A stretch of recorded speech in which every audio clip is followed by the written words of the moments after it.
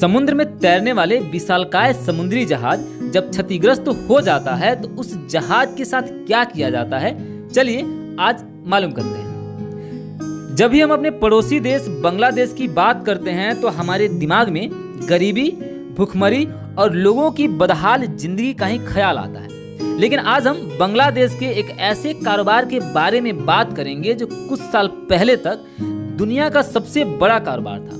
नमस्कार, आप देख रहे हैं क्लियर डॉट्स।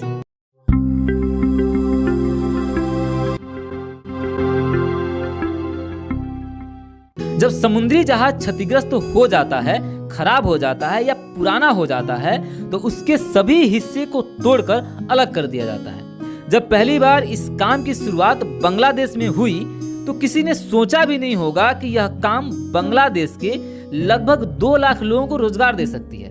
1960 में एक चक्रवात के कारण यूनान का एक जहाज MD अल्पाइन बांग्लादेश में सीता कुंड के पास चटगांव के तट पर क्षतिग्रस्त हो गया। 5 साल तक उसी तट पर पड़े रहने के बाद 1965 में चटगांव स्टील हाउस कंपनी ने उसे खरीदा और उस पूरी जहाज को नष्ट करने में वर्षों लग गए। लेकिन इस काम ने एक नई उद्योग को जन्म दे दिया। कहते हैं ना, किसी एक का अंत किसी दूसरे की शुरुआत होती है। 1974 में एक पाकिस्तानी जहाज अल अब्बास को खरीदने के बाद बांग्लादेश में इस कारोबार ने जोर पकड़ लिया।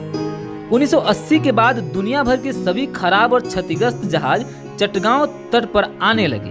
1990 तक यहाँ पर लगभग 40 शिप ब्रेकिंग यार्ड खुल चुके थे, यानी जहाज को तोड़ने वाली 40 कंपनियों की शुरुआत हो चुकी थी। दुनिया भर के लगभग आधे जहाज को यहीं पे तोड़ा जाता था। दिलचस्प बात यह भी है कि हॉलीवुड की एक film Avengers age of Ultron का एक सीन चटगांव के जहाज तोड़ने वाले यार्ड पर ही फिल्माया गया था। आपको जानकर बड़ी हैरानी होगी और आश्चर्य भी होगा कि बांग्लादेश में लौह इस्पात कंपनियों को जितने लोहे की आवश्यकता होती है उसका 90% लोहा इसी यार्ड से पूरी हो जाती है।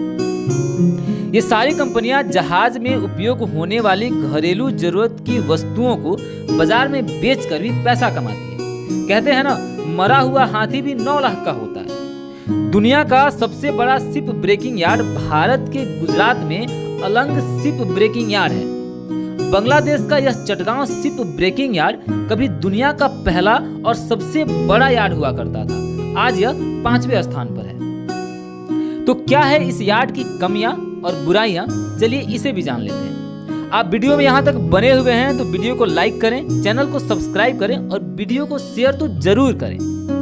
एक समय में उद्योग का यह केंद्र पर्यटन का भी केंद्र था, लेकिन सुरक्षा की दयनीय हालत इसके पर्यटन को भी छीन लिया। 2004 से 2008 तक यह दुनिया का सबसे बड़ा शिप ब्रेकिंग यार्ड हुआ करता था।